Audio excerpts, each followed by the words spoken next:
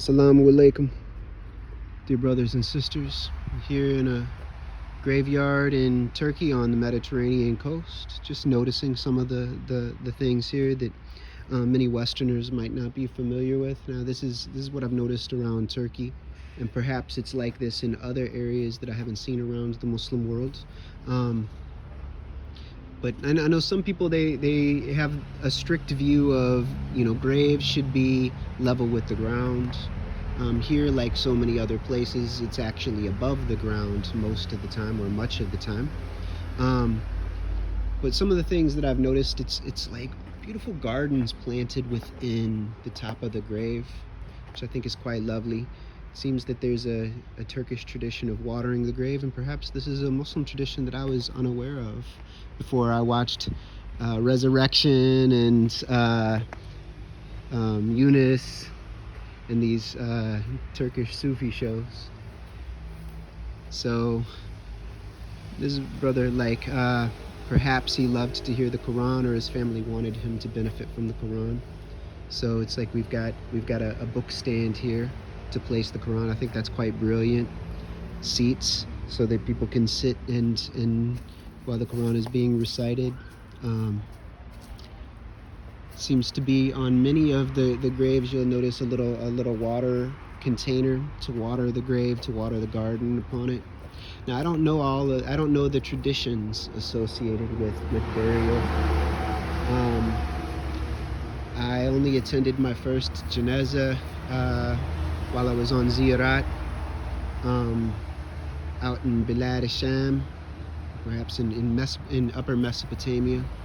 But here it's quite lovely. It's a garden, all types of evergreen trees, some deciduous trees, palms, beautiful flowers. I really love how each of the graves is actually a full-on garden. It's quite lovely, quite respectful. It honors our ancestors. And of course, some people might say that this is too excessive. Maybe it borders on ancestral worship. I do not see that. I think it's just a way of remembering and of being close, and a way of caretaking, and it connects us with the earth. It connects us with the past. And one of the things that I really love about Muslim burial traditions is, it's that ancient Near Eastern, Middle Eastern method of burial. Now, of course, some burial methodologies are similar to what you might find in other parts of the world with use of caves, tombs, like that. You might find that around Jerusalem, in those areas. Of course, the Jesus story, the tomb, Isa alayhi salam. And then in other areas, bodies are cremated. But in the Islamic world, bodies, similar to the Hebrew tradition, the ancient prophetic tradition, if you want to think about it this way, it's to wash the body. Sometimes oils, scented oils are applied. Clean shrouds are wrapped around the body. If they've been on Hajj, then they're wrapped in the clothes that they made Hajj in, which is a quite beautiful tradition. And inshallah, I'll get to do that, sooner than later. But we know right now there's some insanity prevailing there, and a lot of disrespect to the tradition by design. I pray that we are freed from this devilry. But it's quite beautiful to place the body into the earth like a seed, and what grows out of that is in the resurrection. When we rise out of the ground, the day of judgment. It's such a beautiful tradition if you think about it, because we come from the garden, and then in the hereafter we will be in a garden, and we're also planted like a tree. Notice this, we've got ferns planted above their graves. all types of beautiful little gardens here, and many of these graves are quite well tended. These are mostly it looks like mostly 20th century graves here. If you go closer to the ocean front, the graves are much more weather worn, the stones. So they look to have been maybe 18th, 19th century, perhaps. I don't know. Regardless, there's some beautiful trees here. It's quite well taken care of. It feels very nice here. It's not some scary graveyard. And also, I'm noticing, unlike many of the graves in the States that are full of brotherhood symbols, I'm not really noticing those here. Now, of course, you could say that this stone directly in front of me does look a little bit like an obelisk, but not to the same extent that you would find back in the States. States are full of brotherhood graves, and it's quite obvious in most cases.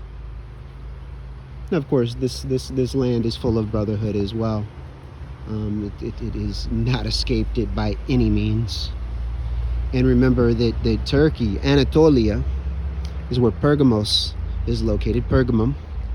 So that was considered to be the throne of Satan, which, part of it is still located there. It's apparently a quite stunning, breathtaking location.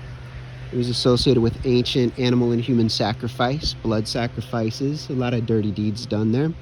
And apparently much of it was dissembled and taken to Germany, where it's located in Berlin currently. However, it will be returning soon, which is apparently going to be around the 100th anniversary of the caliphate being disbanded, which is quite interesting on a number of levels.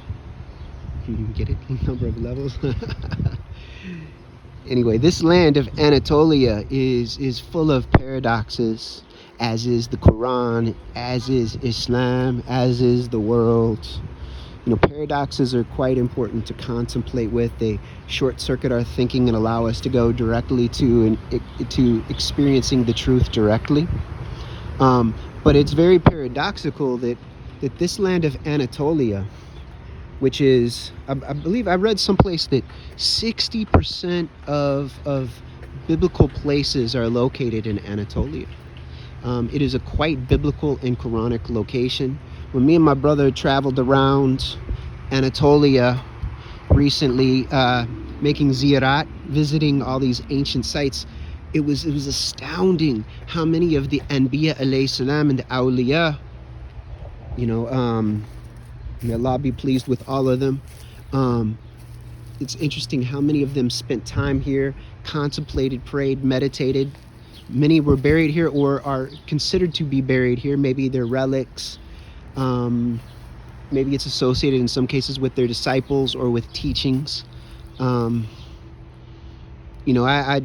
tend to look at it like when we go to a grave, it's less about the physical remnants there that you're connecting with, as much as a reminder that allows you to access the person, the qualities, the traits within one's own heart. It's a very deep tradition, something that I'm still working out and asking for insight and guidance from the guide, the Most High. And anyway, I just wanted to share this with you. This is a quite beautiful location. It's really, really good to come to these kind of places in order to contemplate our mortality, in order to appreciate the time that we have, in order to appreciate the experiences we've had. Sometimes it's only in tasting death, catching the scent of death, so to speak, or having death knock at your door, that you begin to really, really notice and appreciate what life is really worth. Another thing that I really appreciate about Muslim graveyards is you'll notice, like on a lot of the graves, it's requesting Fatiha. So you recite Fatiha while you are here, which simultaneously it benefits individuals, it benefits the collective, it also benefits the reciter. We come from one soul. As an ummah, we are one soul, we are one body, in fact. Many souls from one soul, many bodies from one body. And Al-Fatiha is the opening, and it allows us to reconnect. And this is lovely. Another thing that I've noticed here, on many of the gravestones, you'll have some nice calligraphy work imprinted on the stone. You know, Bismillahir Rahmanir Rahim. Some of the work, you know, like I don't want to wander too much, but perhaps this will show.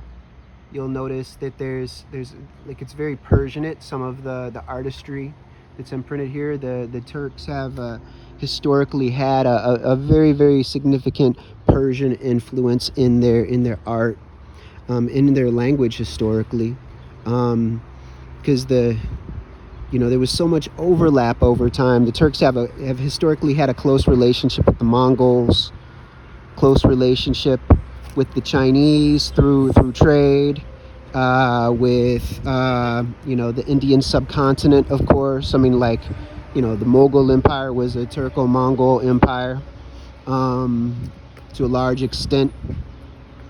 The Turks had a close relationship with the Rus, with the Russians, the Ukrainians, the Persians, but it was historically a deep imprint and cultural overlap to a certain extent with the major Seljuk empires. I mean, like sultanates. History, I highly encourage that you study it as much as you can in order to understand who we are as a collective, in order to understand who we are as individuals. Islam has so much potential. We should have the greatest scholarly tradition as well as the greatest contemplative tradition on the planet, and we should have a community full of mature men and women leading exemplary moral and ethical lives. We should be the healers of the planet, the caretakers of the planet, the peoples, the protectors of the poor, the widows, the defenseless. And this in part is informed because I have a different sense of what the Ummah is. I look at the Ummah, the Muslim Ummah, as we know it, the Muhammadan Ummah, that came out of the Hijaz. I don't want to call it historical Islam. I'll discuss that on another occasion, inshallah.